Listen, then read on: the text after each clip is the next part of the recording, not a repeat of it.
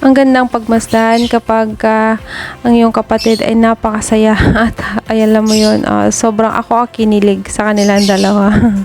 'Di ba? A moments to remember, a day in their life na ayan, magkaisa na sila ang dalawa. No, lagi namin siya binibiro before na sabi namin mag-asawa na siya dahil baka mapag-iwanan na siya ng kalendaryo.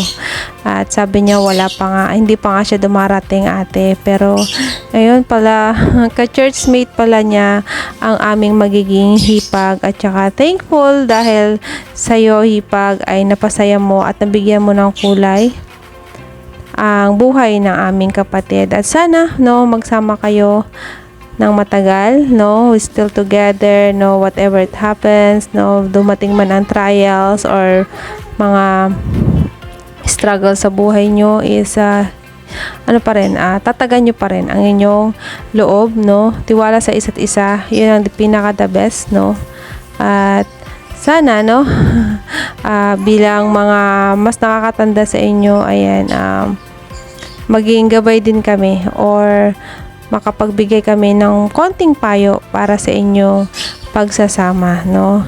At sobrang sarap sa pakiramdam na ayan, napabilang kami at nakasama nyo kami sa moments na ito ito yung day na sobrang alam nyo malayo, malapit man, pero ayan, nagagawa ng paraan dahil ayan, magkakasama-sama tayo sa special na moment ninyo, 'di ba?